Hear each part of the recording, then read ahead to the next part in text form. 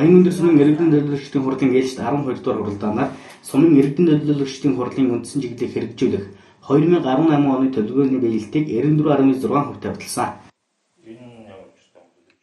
За нийт одоо өнөөдөр бас телевиз үзэж байгаа нийт Баян өндөр сумын иргэдтэй энэ өдрийн мэндийг хүргэе. За 2019 оны анх дахь уралдааныг бас бид бүгд 19 онд хийж хэрэгжүүлэх ажлынхаа төлөвлөгөөг хурлын байгууллагынхаа баталж байна. Мөн бас 18 онд Баян өндөр сумын иргэдийн төлөөлөгчдийн хурлын хийж хэрэгжүүлсэн ажлын төлөвлөгөөний биелэлтийг дүгнсэн байгаа. Энэ үнэлгээгээр бол одоо бас 94.7% таа бас биелж байна гэдэг. 2016-аас 20 онд Баян өндөр сумын иргэдийн төлөөлөгчдийн хурал бас 125 төсөл арга хэмжээг хэрэгжүүлнэ гэж бас төлөвлөгөөндөө тусгасан байсан. Энэ ажил маань бол одоо бас өнөөдрийн байдлаар 94% таа бас биелэгдсэн юм байна гэж ойлгож байгаа. Ер нь цаашид бид нар бол одоо бас ганцлог заалтууд маань бас хаягдж байгаа. Энэ бол юун дээр анхаарах вэ гэвэл дундын суурьшлийн бүсийг бий болгох, зэрэгэлдэх аймагуудтай бас Орхон аймгийн Баян өндөр сумынхаа иргэдийг бас өрхийн хэрэгцээний газартаа болгох ажлууд бол хоцрогдсон байсан. За 2019 онд бол Булган аймгийн Орхон сум, Бугд сум, Хангал гэдэг энэ одоо зэрэгэлдэх сумдуудтайгаа бас манай Баян өндөр сумын иргэдийн төлөөлөгчдийн хурлын тэргүүлэгчдийн хэмжээд бас очиж уулзаж энэ тасраад байгаа биелэлтэд бас ажил хэрэг болох талаар бол одоо бас хөөцөлдөж ажиллая гэсэн чиглэлийг одоо бас өнөөдөр манай төлөөлөгчдөөс санал гарч байна. Энэ одоо цагаан сарын дараа одоо бид одоо бас энэ ажлаа хөөцөлдөө явна. Тийм болохоор одоо бас 19 оны бас хийж хэрэгжүүлсэн ажлын төлөвлөгөө гаргахад бол одоо бас тухайн одоо бас зэрэгэлдэх сумдуудтайгаа бас ойлголцолд хүрсэн ажил хэрэг болсон бас олон ажлууд хийгдэх байна. Энэ бол одоо бас миний хувьд бол одоо боломжтой гэж харж байгаа. Харин 2019 оны үндсэн чиглэлийн иргэдийн аюулгүй орчинд амьдрах, үнэн бодит мэдээлэлээр хангагдах тал дээр анхаарч, бүлэг хөршийн холбоодыг идэвхжүүлж, төвийн багууд дээр бүлэг хөршийн холбоог байгуулах, ажлыг жигдрүүлэх, Эрдэнэ хотын брэнд бүтээгдэхүүн үйлдвэрлэлийг дэмжин ажиллах гэх мэт ажлыг чиглэл болгожээ.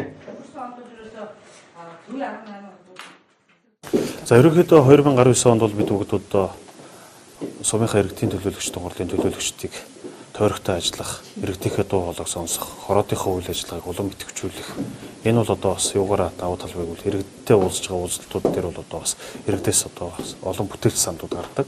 Энийг бол одоо сумын хурлын төлөвлөгөөнд тусгаж ажиллах, мөн бас гэмт хэрэг зөрчлөөс урьдчилан сэргийлэх, бүлэг хөршийн холбоодыг дэмжих чиглэлээр бол олон ажлуудыг зохион байгуулахаар бол одоо аймгийн гэмт хэрэгс урьдчилан сэргийлэх ажлыг зохицуулах салбар зөвлөлдөр бол одоо бас тодорхой хэмжээний бас зардалуудыг бид нар бол шийдвэрлээд авсан байгаа. Тэр нь бол одоо бас нэг айхтар их биш бага хэмжээний одоо бас тэгтээ бол бидний үйл ажиллагаа болгох боломжтой. Бүлэг хөршийн холбоодын үйл ажиллагааг дэмжихэд бол хангалттай гэж байгаа. Тийм болохоор бид нар бол одоо 19 он бол бидэрт бол олон ажлууд хүлээж байна. Тэр дундаа одоо бас бүлэг хөршийн холбоодтойгоо хамтарч ажиллаж иргэдийнхээ эрүүл аюулгүй орчин амьдрах нөхцөлийг бүрдүүлэх ихний ээлжинд мөн бас иргэдийнхээ бас одоо гаргаж байгаа санаа санаачлагыг аль болох дэмжээ. 19 онд Баян өндөр сум дээр бол үйлдвэрлэл үйлчлэгээ, худалдаа үйлчлэгээний чиглэлээр олон ажлуудыг төлөвлөсөн байгаа. Энэний хүрээнд бол одоо Баян өндөр сумын дээр бол одоо Баян өндөр эко гэсэн төсөл хэрэгжиж байгаа. Энэний хүрээнд бол одоо бас жимс жимсгний үйлдвэрлэл одоо ашиглалтанд орсон явж байна. Энэний хүрээнд бол тодорхой хүмүүсийг ажлын байраар хангаж байна.